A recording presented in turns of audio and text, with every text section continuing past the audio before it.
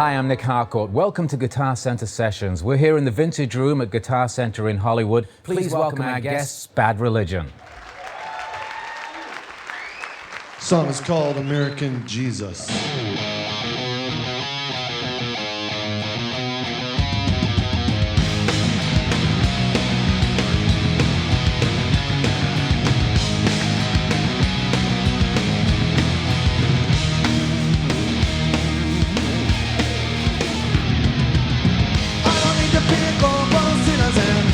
That's my nationality.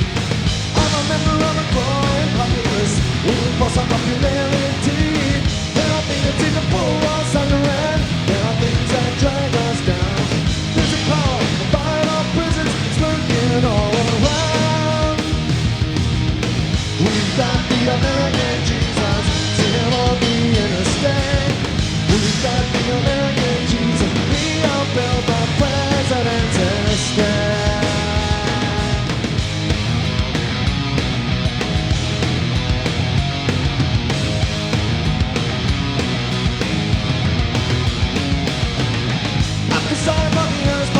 For some reason in the USA, at least the foreigners can copy our morality. They can't visit, but they cannot stay. Holy presence, we can guide them prosperity. It's as long as we can confidence. We got a place to go when we die. The architect resides right here. Sing it out for me. We got the American Jesus, what's the national fame? We got the American Jesus. Oh, we millions of freedom. Every day. Yeah.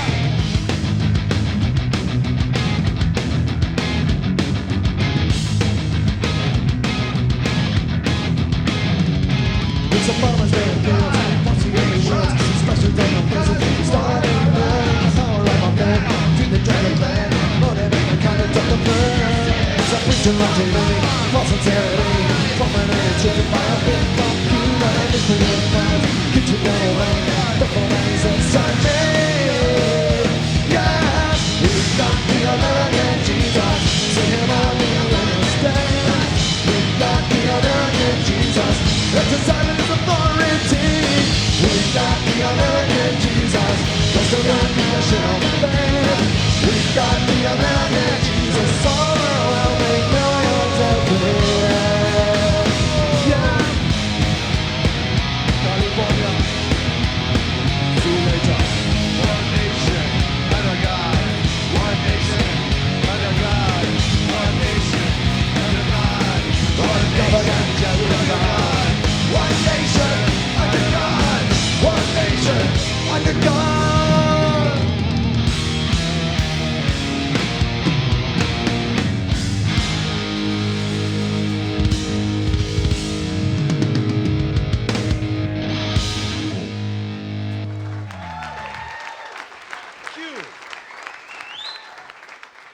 I'm Nick Harcourt. We're here with Greg and Brett from Bad Religion. First of all, thanks for doing the show, guys. Thank you for having us. Thanks for having us. Great place. I want to talk a little bit about the history of the band, so why not start at the beginning? Tell us about the origins of Bad Religion. Well, I mean, first of all, it's quite a number of years ago. I have to jog my memory. But we started out when we were in high school together. Brett and I met each other through a mutual friend. And pretty much we had a similar kind of interest in early punk rock and science fiction and science, and we were kind of nerds that didn't really fit in with the rest of the kids at our school. Where'd you go to school? Not far from here, in a place called Woodland Hills, California. Know it well? In the San Fernando Valley. A place called El Camino Real High School. And what were you guys listening to at that time? What did you bond on? Speaking for myself, my favorites at the time were some groups from New York and England, the Ramones, the Buzzcocks, and the Sex Pistols. And I was just discovering local LA hardcore, like the Germs and the Circle Jerks. And I also was a big fan of some early new wave too, like Devo and B-52s and that sort of stuff. What was the LA punk scene like at that time? It was an interesting time because the LA punk scene was really full of kind of artsy. It had a lot of different factions, I would say, that weren't they weren't fighting factions. They were pretty open to allowing each other to coexist. It was a pretty peaceful time, but you would find people who were really into like art music, sort of trying to emulate the art scene of New York City. And you'd have people who were into kind of the grungier side of punk. And you know, the early shows that we went to, on any given night you could find at a place like the Hong Kong Cafe, for instance, you could find, you know, a rockabilly band playing alongside a synthesizer band, playing alongside a hardcore punk band. It was pretty interesting, and everyone was accepted. When we got into punk rock, it had already been going for 3 years. You know, we got into it in like roughly 79, or That's when we met to go to 80. the Ramones concert. So it was brand new, but it had been going a little bit. And so in LA, you had groups like X and the Weirdos and the Dickies, and they were from that art crowd, you know, art school crowd. And it had more of a New York vibe to it. Although X is fairly uniquely Los Angeles, but still they came from that early punk scene where it was more of a, it had more of a rock and roll influence, it felt like, and more of an art school influence. And Bad Religion came up with a new wave of, I don't mean new wave in the sense of new wave, but in a new crop of bands from the beaches and the suburbs, and we called ourselves hardcore. And some of our contemporaries were the Adolescents, and you know, China White and Social Distortion, and what are some others, Greg? TSOL. Yeah, TSOL, of course. So you guys were listening to this music, and I'm guessing you were coming across from the Valley and seeing some of it as well. Yeah, and we were regarded sort of as the young thugs who weren't the real punk rock in a way. Because why? Right. Because I was never considered a thug, but thugs But did. you were lumped in with them because you wore a leather jacket and boots, and those other bands didn't do that stuff as much. Yeah, you're right. We were in that crowd. I think it's a good point that we perceived ourselves as being shunned by the established, particularly in Hollywood. Yeah. You know, we were coming from, you guys live 15 miles away over in the valley, you guys are losers. But the real reason that they didn't like us, I think, is because we didn't have, even though Brett and I did bond over artistic similarities, and we believed very strongly in having an artistic, at least an artistic sentiment in our songwriting, we were more, like you said, brutish, perhaps. But we didn't subscribe to the art scene. We didn't subscribe to the music scene as it existed, I think, at that time. Yeah, there was a really a unique culture with unique rules and unique norms and unique dress and everything that was coming up. And it was Black Flag are the band that bridged the gap between the old and the new because they formed so early. And that was sort of the most established LA hardcore band. And they and the Germs bridged the gap between hardcore and the old school sort of, you know, New York Dolls, LA Screamers, Weirdos type scene. But you know, just for example, that, you know, the punk rock scene that we came up in had a totally different style of dancing. Just for example. Well, what was the difference? Could you demonstrate it for us? Yes, please. I'd be happy to demonstrate right now. This is in 3D, isn't it? Yeah. Okay, just kidding. That's never going to happen. But It's characterized by the Circle Jerks logo, which is a guy slam dancing. You know, the yeah. So it's what people commonly call moshing now, but it was started here in LA. We used to call it slamming, and I still call it slam dancing. It sounds like there were a lot of different movements within one movement then. I mean, you talk about punk, I guess, as an attitude or as a philosophy. Yeah. But at the same time, you've got these very different branches of punk happening at the same time. Definitely. How did you guys decide what your version of punk rock was going to be? Well, it was I don't know that we ever really thought it out, but it came as an extension of the bands that we were going to see in the scene we were in. So we were hanging out with other punk rockers, and we were going to shows by groups like TSOL and the Adolescents and the Crowd and the Gears. And there was a very vibrant, very intense, very close-knit punk scene in LA. Literally, if you were driving down the street and you saw another punk, You would know him. the chances are you knew him. You know, and if you didn't know him, you actually made a point to find out who that new punk was and get to, and find it, and then, because it was really that small and close-knit. Let me give you an example. Back then, to be punk was a huge commitment. I mean, we took a lot of flack. To put it in perspective, in 1979 in Los Angeles, the tough guys and the cool guys had long hairs and mustaches. They looked like the Marlboro. They looked like Tom Selleck or something. Do you know what I mean?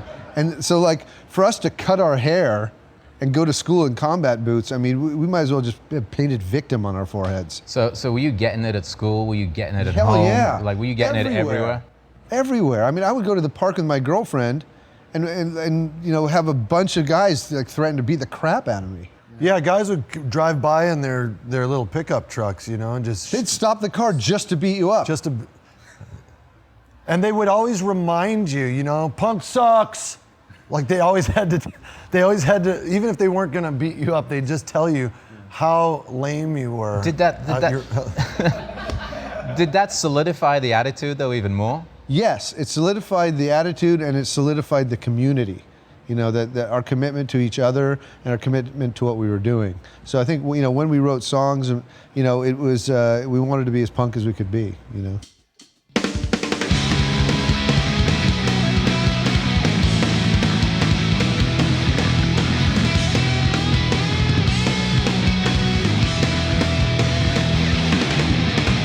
Stop them from shimmering away. On bright sidewalks, simmering asphalt somewhere summer day. No one keeps, there's something more than friends. Navigating a sprawl without end. Did you ever want to take bad advice? Did you ever want to go and take it twice? Do you remember when the world began to put up big stone fence? Right, you are my friend. So what's wrong with them? There go the runaway kids, singing whoa, whoa, whoa, singing whoa, whoa, whoa, yeah, whoa, whoa, whoa, they're coming the wrong way. The kids today are gone away, petitioning for dust, with no one to look up to, because they're looking up to us. Just misfit melancholy dreads, I'm lost in the mall, wanderers to nowhere at all. Did you ever wanna take bad advice? Did you ever wanna go and take it twice? Do you remember when the world began to put up big stone fence? Right, you are my friend. So what's wrong with them? They go the wrong way, singing whoa, whoa, whoa, yeah, whoa, whoa, whoa, singing whoa, whoa, whoa, and they call them the wrong way kids.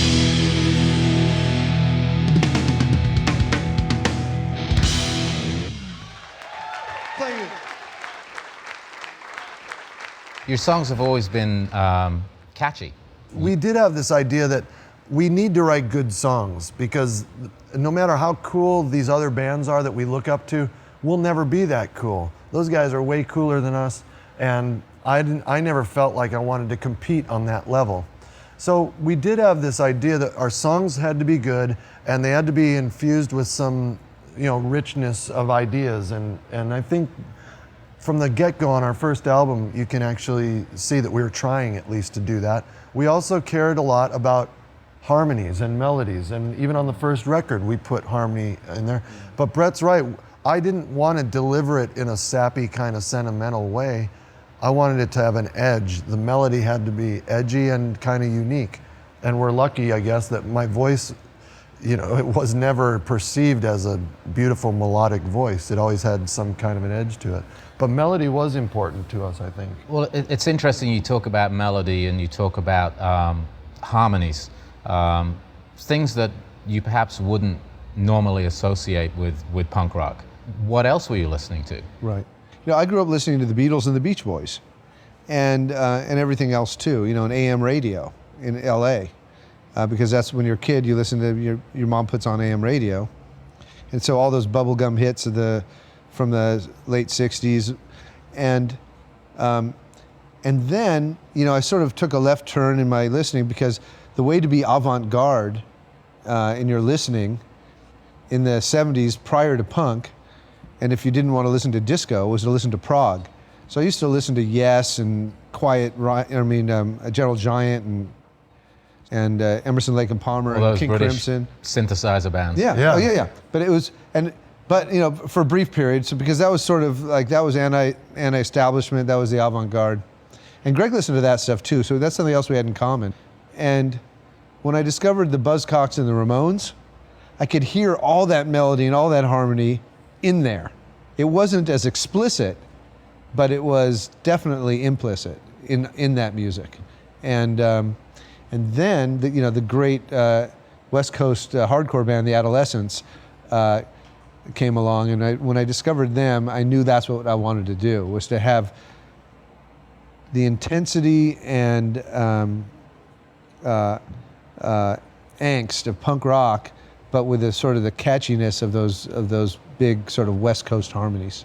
Let's talk about ideas. You guys bonded on ideas. It was always going to be a part of Bad Religion's music. Can you talk about that a little bit? You talked about science fiction, philosophy. What were the ideas that motivated you lyrically? Uh-huh. Well, I think one thing that's motivated me to this day is how can you, it's what we were just touching on, what is an acceptable or a intellectually satisfying way to go against the grain? What is a way that you can push a genre or a stream of consciousness, a collective social stream of consciousness forward without being reactionary?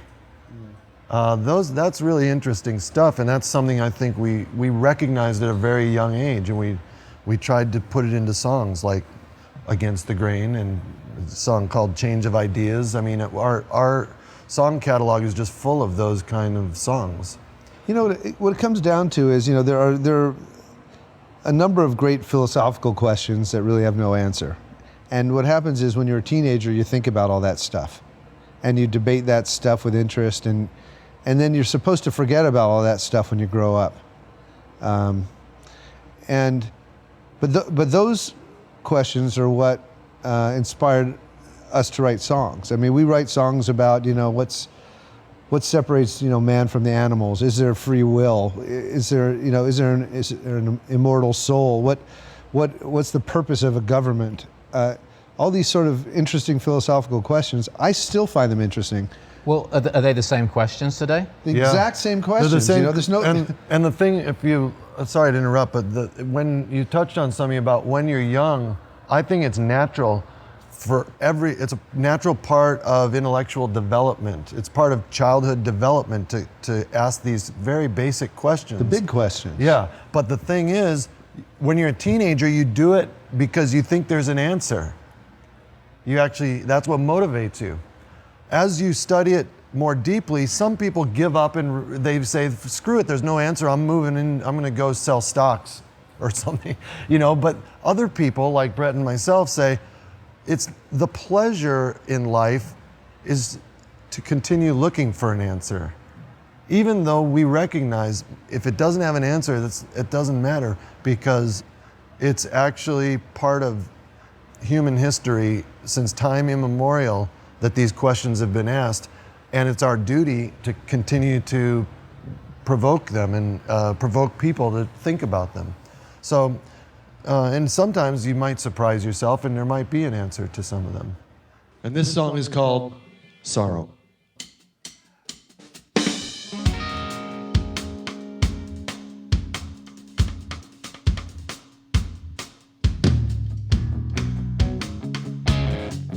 Father, can you hear me? How have I let you down? I curse the day that I was born, and all the sorrow in this world. Gonna take you to the hurting ground, where all good men are trampled down, just to settle the bet that cannot be won between a prideful father and his son. Will you guide me now, for I can't see a reason for the suffering and this long misery. What if everything's all good, upright and strong? Well then I do imagine there will be, and there will be,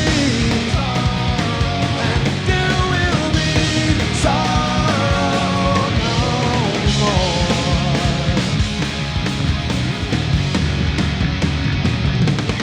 When all soldiers lay their weapons down, or when all kings and queens relinquish the crowns, or when the only true Messiah rescues us from ourselves, it's easy to imagine there will be, and there will be, and there will be sorrow no more, no more.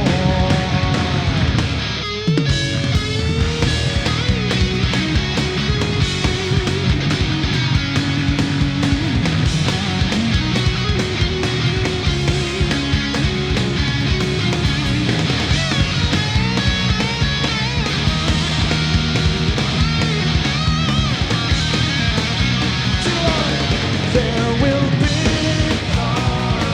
and there will be, and there will be sorrow no more. Yeah, there will be, and there will be, and there will be sorrow no more, no more.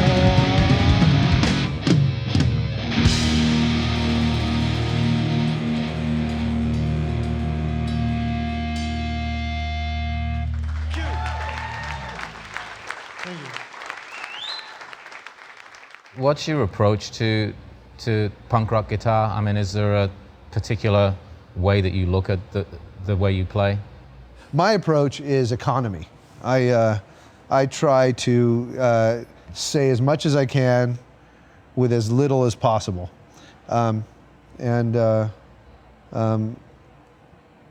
Somebody who I look up to and that I could never attain his greatness, but who's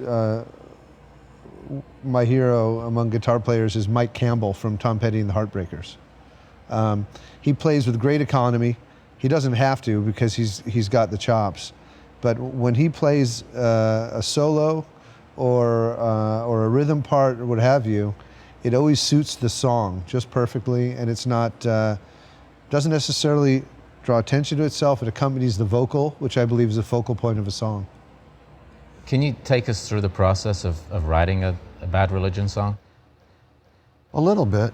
Brett and I think are similar in one thing. We always carry a little lyric notebook around, jot down a lot of ideas.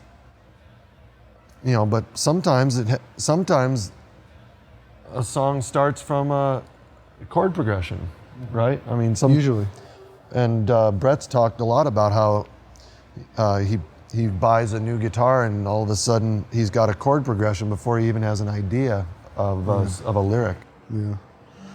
Yeah. And then, Greg and I demo our songs usually on our own. So Greg has a little demo studio and so do I.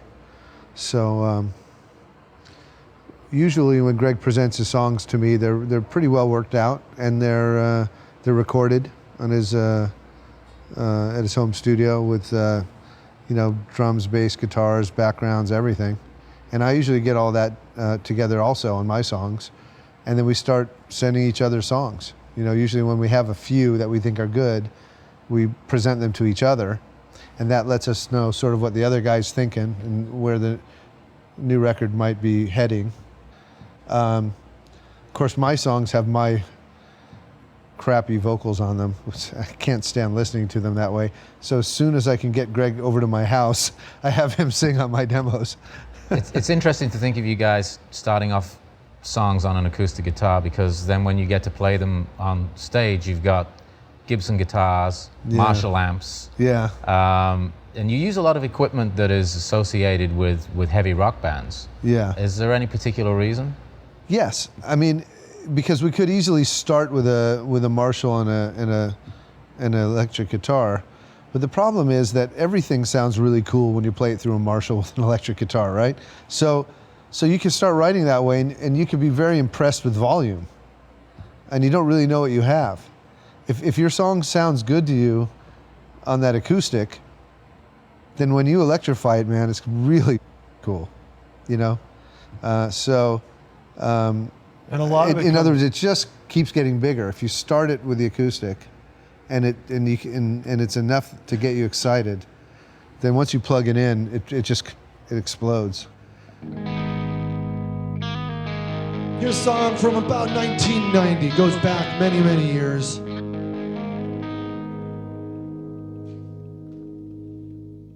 Keep it up. Do your little. That's an A minor, by the way.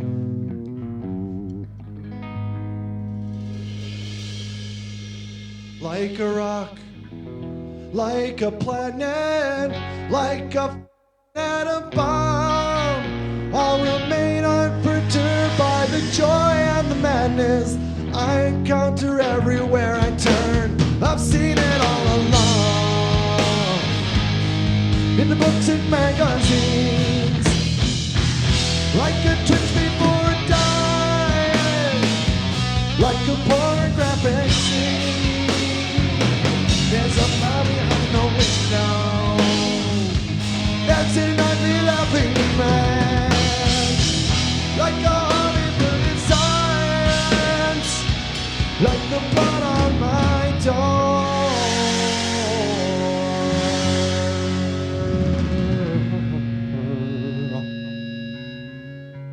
It's the generator.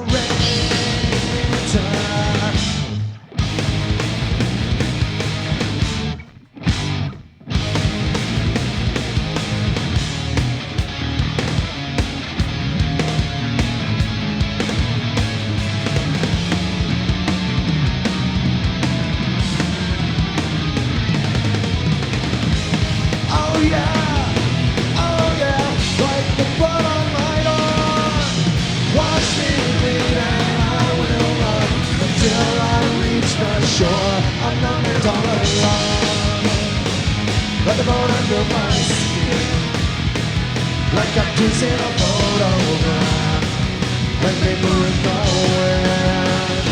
There's a hammer by the window, there's a knife on the floor, like turbines in darkness, like the blood on my door. It's the generator.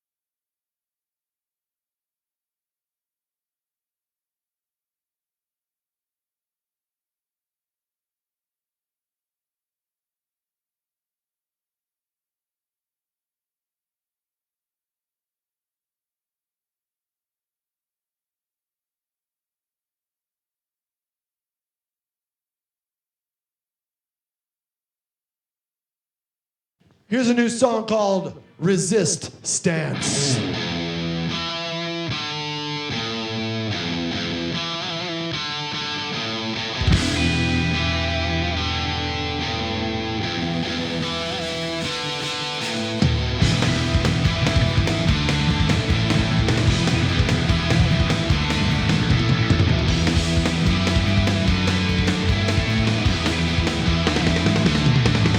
The seeds of rebellion lay outside your front door. You missed every one of them. The road to I'll be one more. And your revolution isn't what's in store. How can you care anymore? It's a dangerous step. Conscientious shift. The spirit of resistance. Gotta hold your grip. Less this dangerous all makes you quickly devolve to a fundamental ass. Yeah.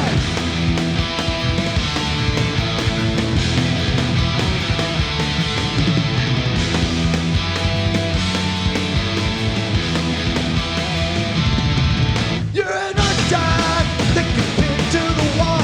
She clings to our conviction like the fireman in falling star. Never think on the bigger one outside. That's the ticket for a ride. It's a dangerous step. Conscientious shift. The spirit of resistance. Gotta hold your grip. And it does not evade it. It's quickly conveyed as the leader ends. Shake.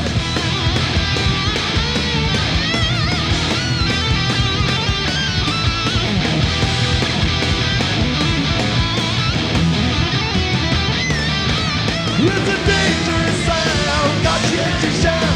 Spirit of resistance, gotta hold your grip. And the burn won't be kind. They're desperate for a viable alternative. Take a stand, resist, stand, take a stand. Resist, stand, take a stand. Resist, stand, take a stand. Resist, stand.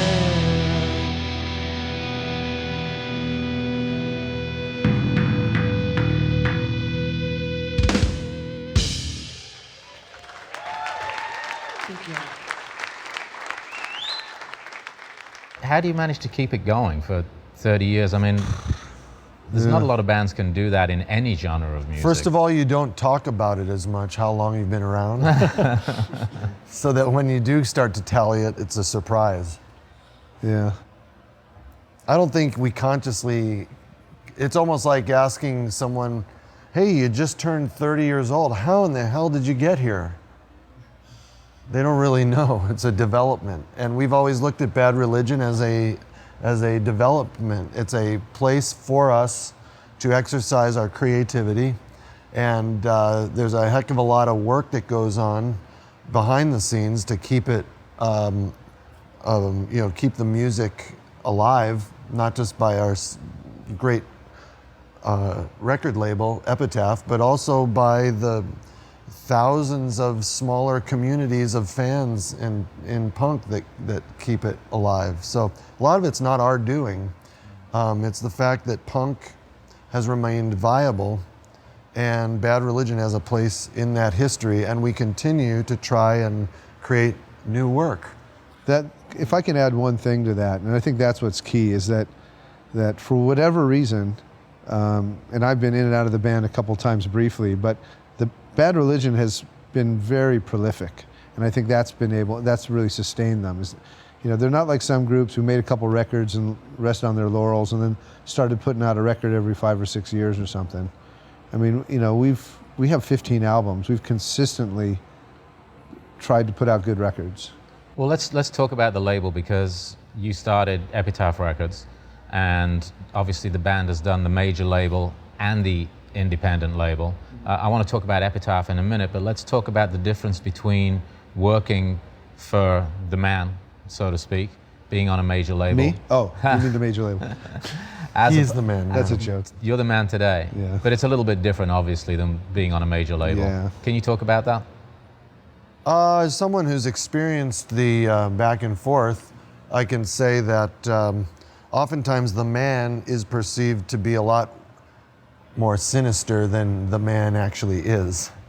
In other words, we didn't go to a major label and all of a sudden we had some guy over our heads telling us how to make a record. In fact, when we got signed to Atlantic Records, everybody across the board said, you guys have 10 records or 8 records out. How are we we're not gonna tell you how to make a record.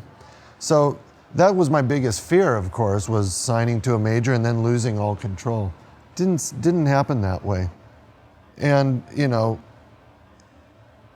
I would say one of the great things that did come of that, and this is a historical perspective, now I do believe that Epitaph is the best label out there, period. And I think that Bad Religion couldn't do better anywhere else, and we don't want to. It feels like a family, feels like it's where we should be, and everything that Epitaph couldn't do back then, they can do now. But one of those things in 1994 was, it was early 93 really, that the distribution was a lot more established in the major world.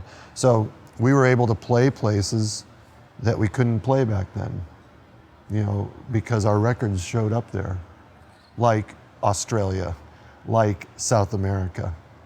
Now, the time we left Epitaph to the time we came back, Epitaph grew into a much more important label. And we came back in 2001, and Epitaph could do everything that any major could do. So you're running a record label, you're a professor. I mean, how do you balance that? I think you just stumbled on one of the keys to longevity of the band, and that is Doing other things? doing other things. We've always, Yeah. you know, when this band is not together, we don't see a lot of each other. We have separate duties, separate activities, and personally, I've chosen duties and activities that I think inspire me to write more music. And they're challenges, they're interesting challenges, and I take them on with as much gusto as I do songwriting. And I find myself missing songwriting when I spend too much time in academia, too much time writing books. It makes me want to go back and write songs, and that has fueled me all this time. I think Brett probably misses songwriting when I'll totally negotiating agree with that, yeah. with bands. Yeah, I think being in the world in some other capacity tends to help you avoid that old trap that a lot of bands get into, which is they don't know anything other than being a band.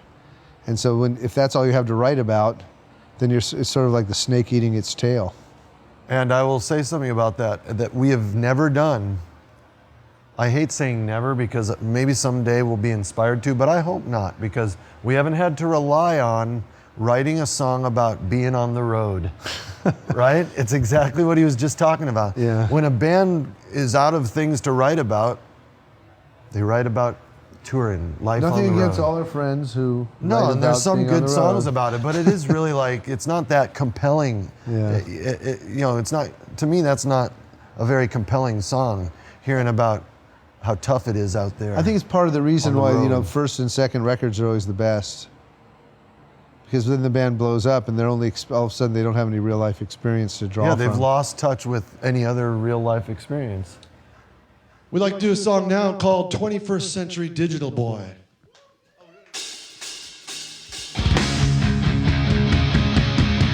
I can't believe it, the way you look sometimes, like a tram walkway on a city street. Oh yeah, and I don't want it, the things you're offering me, civilized barcode with ID. Oh yeah. Cause I'm a 21st century digital boy. I don't know how to live, I've got a lot of toys. My daddy's a lazy little bastard. I let you all, my mama's unmarried, so it affects you all. The life of me is the real.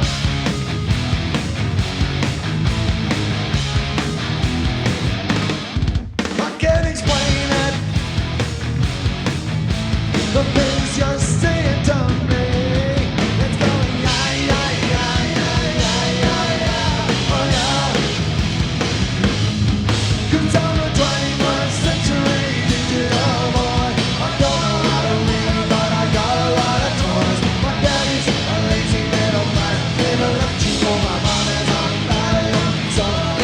you all. Ain't like a mystery. Tried to tell you about no control, but now I really don't know. But then you told me how bad you had to suffer. Is this really all you had to offer? Greg, that's it.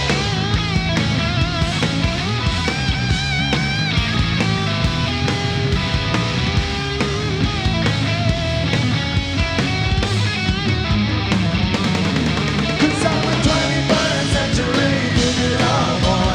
I don't know how to read, I got a lot of toys. My daddy's a lazy little man. Never let you on my mama's on battery. So and I bet you won't care. What I am for. Precision skips for more. When I sense rage, when they come by. Every bit of war I really need.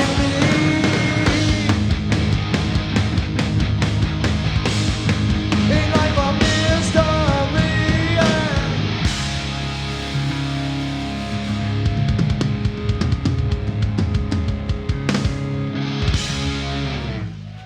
Thank you. Well, let's talk about success. Let's talk about what happened on those first couple of records, because all of a sudden you're moving from the Valley into touring the world in a very successful band. Were there any dark days? It wasn't really until 1991, that's when we started to really realize we could get pretty big now. And we did go out on a lot of touring. And you know, the only darkness I can state is the darkness I recognize now, but at the time it seemed great. And it, you know, it took a lot of time away from our, we just became family men. And of course we just bailed out on our families, and that was probably harder than we acknowledged it to be back then. That was my darkest story, but Yeah. Brett had some other troubles. Yeah, you know, I've had my struggles over the years with things and with various things, and it's been fairly well publicized. I don't know if I want to talk about them all on TV, but there was a period of time in the mid-'90s where Greg and I parted ways. I actually left the band, and I went into a dark period in my life there, where you could describe them quite easily as rock and roll excesses. You know, I don't want to go into it too deeply, but I really lost the plot for some time, and you know, wound up in LA County Jail, and had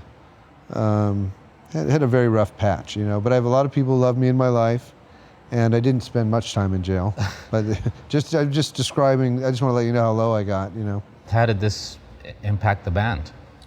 I went into protective mode, and I said, okay, he's off on his journey. We've still got this band that we need to keep viable. And you know, we didn't have hardly any communication, and I just did the best I could and tried to keep everything on path. So I ended up writing 4 records pretty much by myself. And I'm very happy with the results of about half of those records. I mean, each record, my usual contribution is about half of the songs. And on those records, half of those records are really I'm very proud of those accomplishments. But it was a struggle. It was like running a car without the full capacity of all the cylinders. And I could only realize that when Brett came back into the band. We started talking around the year 2000 about writing together again. And when we started having those conversations, it's like I wasn't even angry that he was gone. I just looked ahead and looked forward to how great it was going to be to have all the cylinders firing again. And I think it came out really well in the process of belief. So Brett, do you think coming back was part of perhaps what you needed to do to actually come back and work with the band again? I love writing music. I love making records, and I couldn't possibly do it without Greg. And we're a band, our writing together with him singing it, that's Bad Religion to me, you know. And, you know, who I am isn't just a music executive. I like business, and it's real fun for me, and I look forward to going to work every day.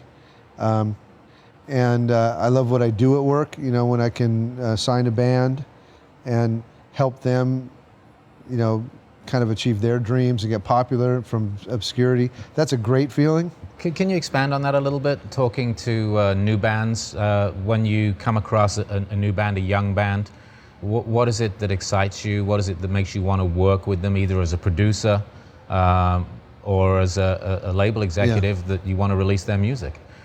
I think that's the thing about music. It connects all of us, and no one really even knows why. But you can hear a song, and it can just, you know, it can just make you well up with emotion, a particular melody with a particular beat, with a particular lyric. And you can play it for 1,000 different people, and it can make them feel the same way, you know? And that's what connects us, you know? We're really, in a sense, we're really all one person anyway, you know? And music makes you more aware of that than any other art form. So, you know, I look for that sort of universality, that thing where it gets me excited, and I think it will for other people too. It's very hard to define what gets you about something, at least for me. But if you're going through a pile of demos, Yeah. what is it about something that will excite you as opposed to the other 10 or 20 songs that you listen to that you're like, no? Greatness. I'm looking for greatness, you know? It's like, and I can't tell you what makes one piece of music great and another not great. But when I hear it, I feel it. And I know that I'm not special. That if I feel that, other people feel it too. And that's what I listen to. You know, that's what I wait for. You know? And, you know, the trick is, though, to sort of turn off your head. You know, to turn off your being judgmental. You know, and go like, well, what will people think if I like that? Or what, is that fashionable right now? You know, Well, worrying about what somebody else is going to think? yeah, that's the tough part. You know, to not like it because you're competitive with it, or you know, or to not like it because it's not cool to like it. Can you think of anything that you have perhaps passed on as a label guy Yeah, a lot of things. because of those judgments? Yeah, well, this is in '85, and I had two records that I had an opportunity to sign. One was a band called Thelonious Monster, and they were all friends of mine, and they're all friends with the coolest guys in town, and they had sort of a punk edge, but they sort of sounded like the Replacements, and I could have signed them. Or I also had this record by this group called Jane's Addiction, which was like, you know, it sounded like more like hippie rock to me. It was kind of jammy, kind of Zeppelin-y. And I thought, well, that's not cool at all, you know, that's not very punk. No one will like that if it comes out on Epitaph, you know. So, of course, I signed Thelonious Monster instead of Jane's Addiction. Of course, their first record sold 1 million copies. And Thelonious Monster went to #1 on the college radio charts. So, and it was critically well received. So my cool factor was preserved. But What did you learn from that experience? it taught me how to be a music professional, which is, you know, and it's different from being a fan. So I'm not saying that anyone who just wants to be a fan, you can enjoy being judgmental then, you know. You know, kids who like the Black Keys, they just can't like Katy Perry too, you know. Or maybe they can, but if you want to be judgmental about one or the other, feel free.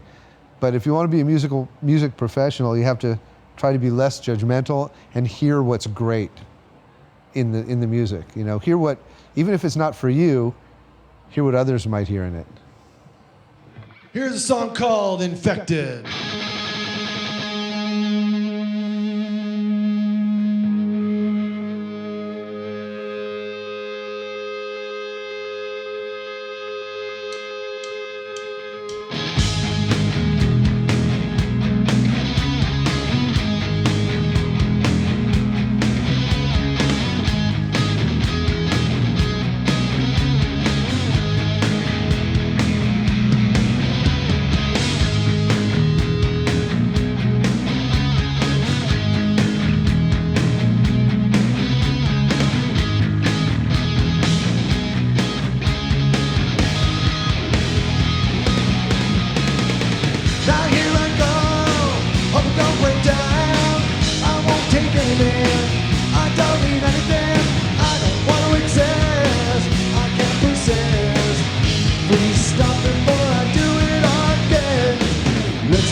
nothing.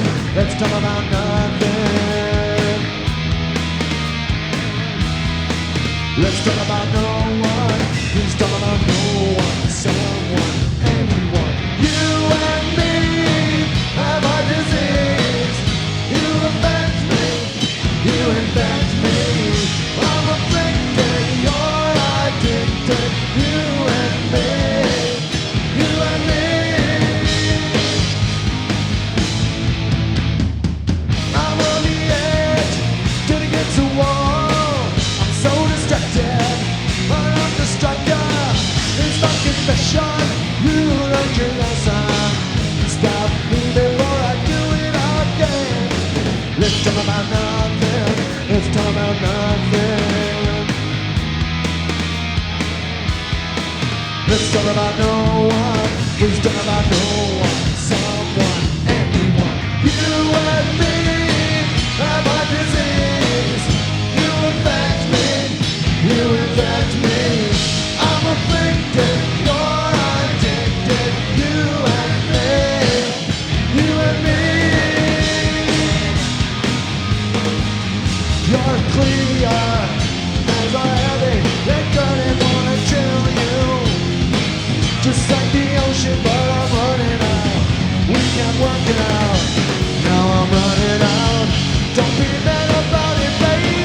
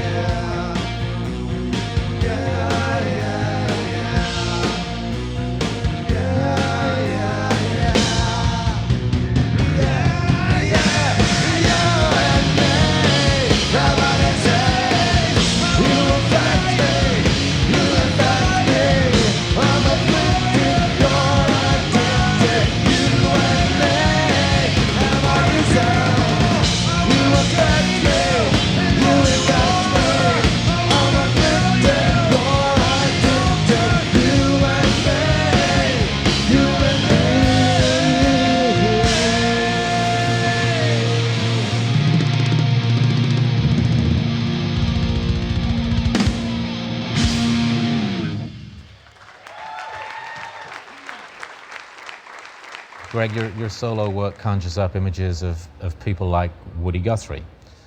Do you see him as a part of the punk lineage, or artists like him, people from that time?